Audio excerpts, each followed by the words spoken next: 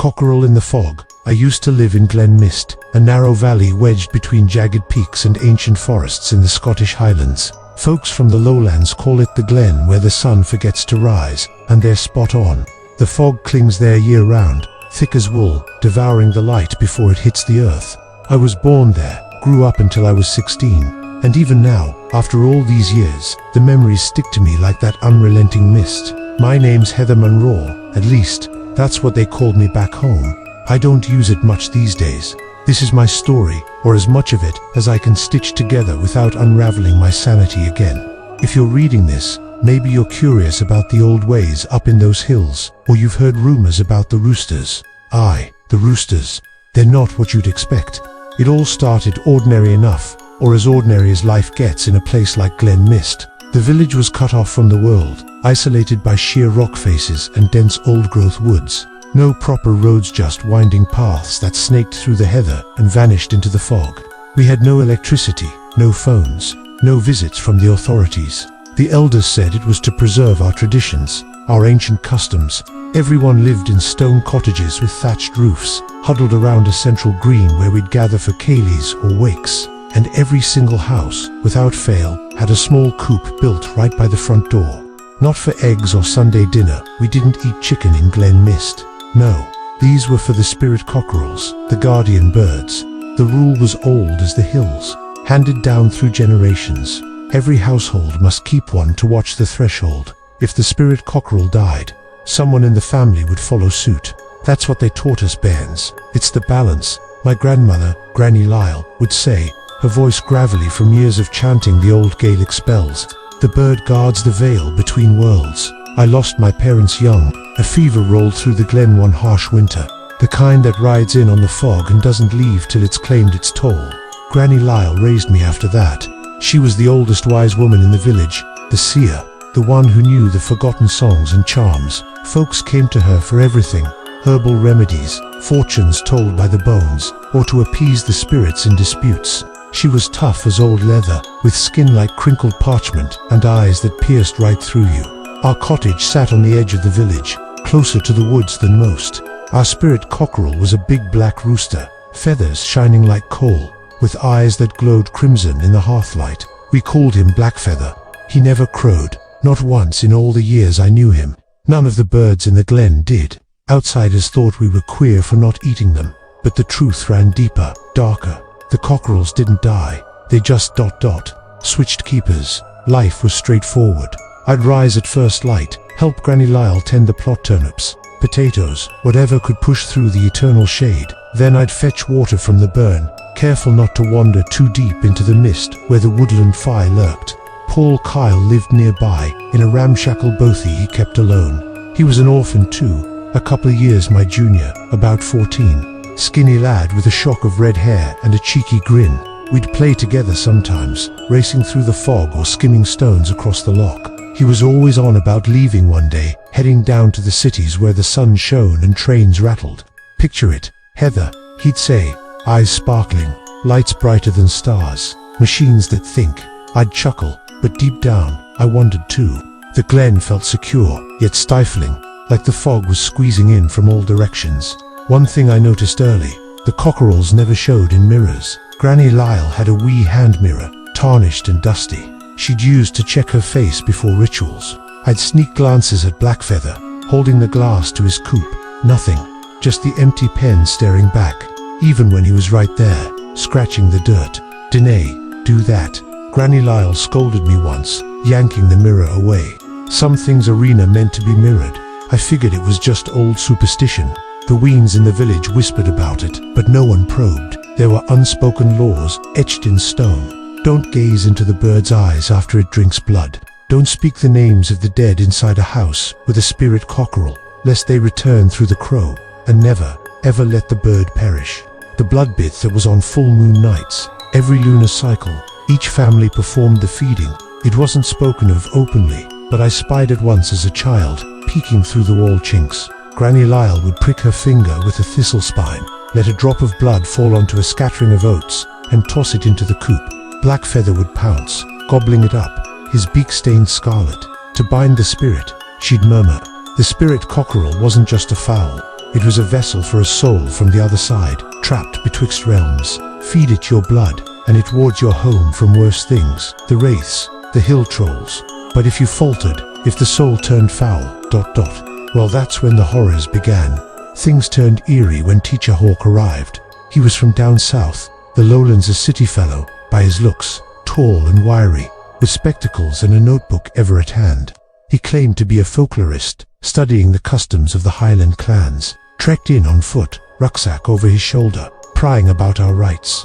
The elders were suspicious. Strangers seldom came, and when they did, trouble followed. But Granny Lyle allowed him to stay in an empty croft near ours.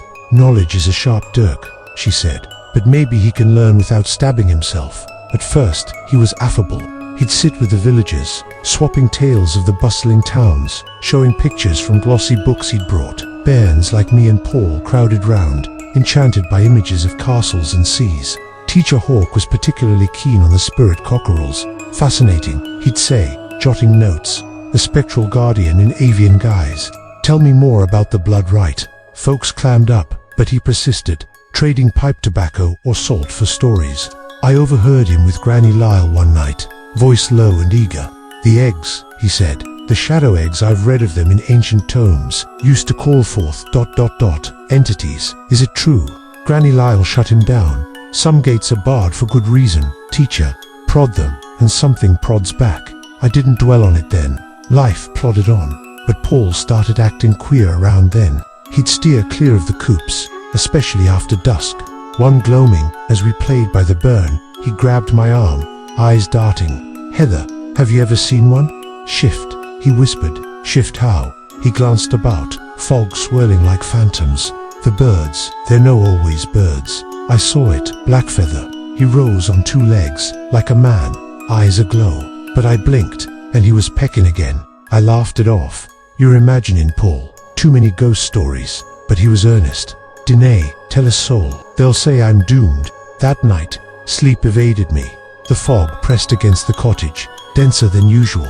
Around 3 a.m., I heard it, a low clucking, almost a voice. My name, murmured in the dark.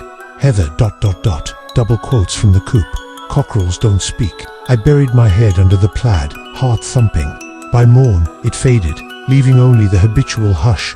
The weirdness escalated gradually, like mist creeping. First, the reflections, not just mirrors, puddles, polished blades, even the burn's surface. Blackfeather never appeared. I'd stare, awaiting a ripple, a silhouette, but not. Granny Lyle spotted my meddling. Stop tampering with the unseen, lass. It'll spot you back. Then came the full moon feeding.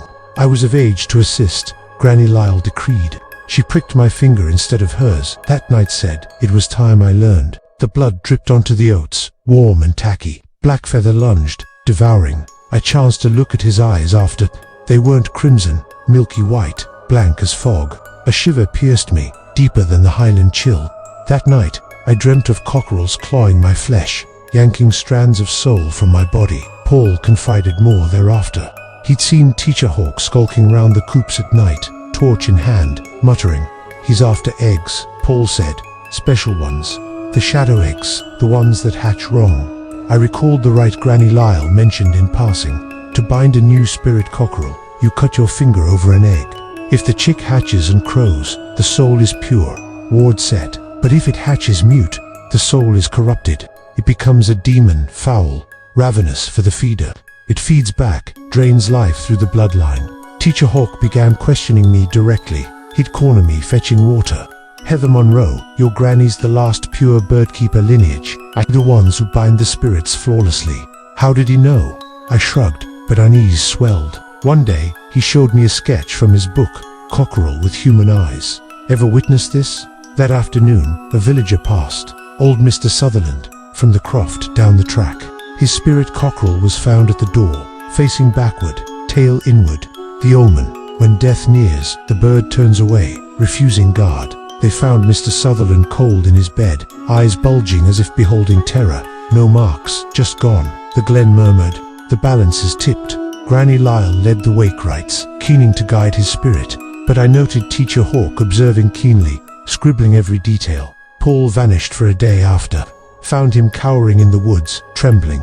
I heard it. Heather, At 3 a.m. the bird called my name. Paul Kyle ... Single quotes like a man's voice. Hear it, and your soul gets tugged out. I urged him to stay indoors nights, but curiosity gnawed. That eve, I stayed awake, listening. The fog was opaque, sounds muffled. Then, cluck, dash, cluck, ... Heather ... Clear as a bell, from the coop.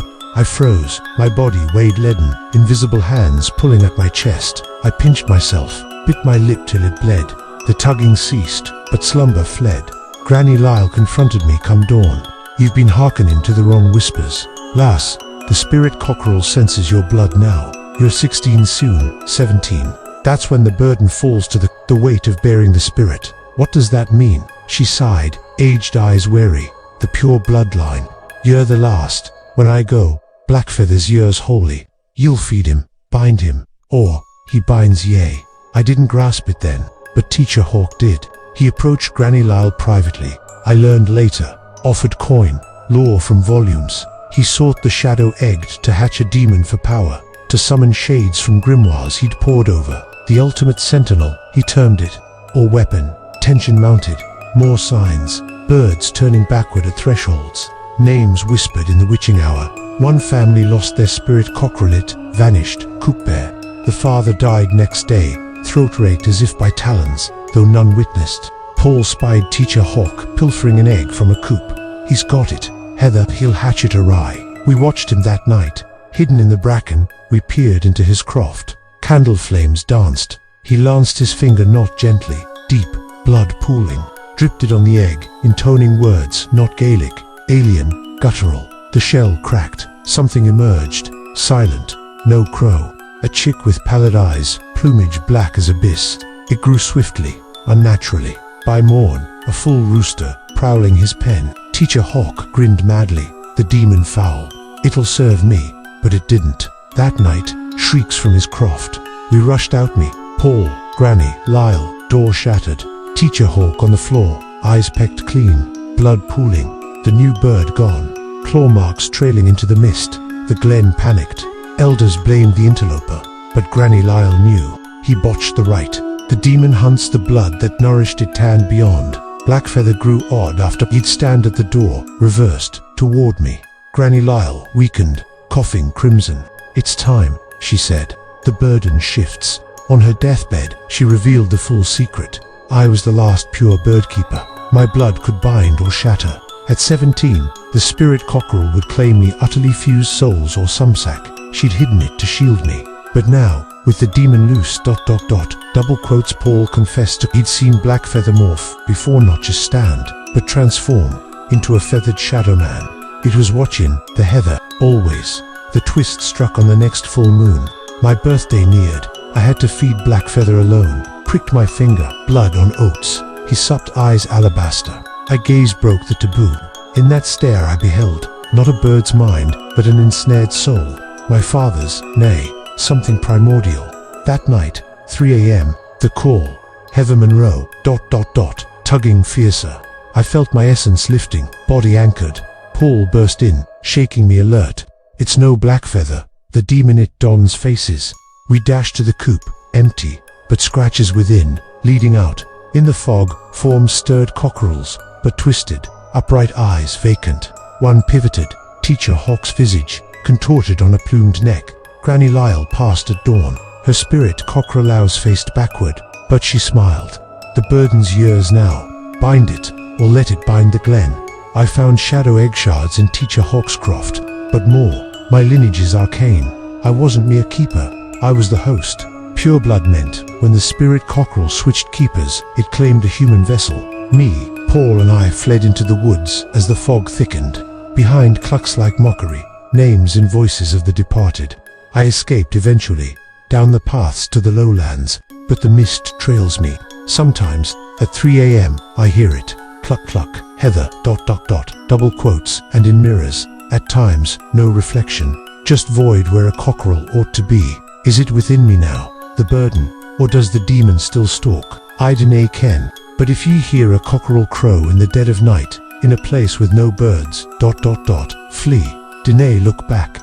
To flesh out the tale more fully, Let me recall the everyday bits that made the glen feel alive before the shadows deepened. Mornings when the fog still pearled on the ferns, I'd run barefoot on the damp trails, the wind sighing through the pines like the breaths of old spirits. Granny Lyle would spin yarns by the peat fire on stormy nights, tales of lost souls seeking return through animal husks. The Cockerel is the bridge, she'd say, but bridges can crumble. I remember Paul better now. He had a scar on his left hand, from a tumble off a crag while picking bilberries. He'd claim it throbbed near the full moon, as if his blood summoned the spirit birds. We'd sit by the burn, tossing pebbles and dreaming. Down south they've universities, he'd say. Learn in books, learn in aeroplanes. We'll soar away from here. I'd nod, but fear clutched my heart. The glen was home, the only world I knew. When Teacher Hawk came, he brought oddities, sweets that melted on the tongue, colored pencils, and a crackly wireless set. He'd tune it to broadcasts from Edinburgh, voices distant as other realms. Villagers were wary but intrigued. Machines carry electric ghosts, an elder grumbled. Teacher Hawk laughed, but his eyes were sharp. He quizzed about shadow eggs repeatedly, recounting similar lore from Celtic manuscripts. In Ireland, they have tales of phantom hens used to curse foes. After Mr. Sutherland's death, the glen changed. Folks avoided naming the dead, fearing a crow's echo. I started glimpsing shapes in the mist fleeting, like birds on hind legs. One night, I woke to scratching at the door. Not the wind. Come light, gouges in the wood, like fingernails. Granny Lyle taught me simple words. Scatter salt in a circle, sing the binding lay, but against the loose demon, charms failed. We traced Teacher Hawk's remnants, his notebook, brimmed with grotesque drawings, summoning formulae. He wasn't a scholar. He was a hunter of occult treasures. When Granny Lyle died, I felt the weight crush my shoulders. My blood beckoned them. Paul aided my escape, but he vanished in the woods. I heard his call, but in a cockerel's timbre. Heather ... help ... double quotes now. In the lowlands, I live secluded, but the fog haunts my dreams. Sometimes, in mirrors, my eyes turn milky. Who am I? Keeper or bird? The story hasn't ended. If they venture to the Highlands, ask of Glen Mist, they'll shake their heads. Is the glen gone, or waiting for a new keeper?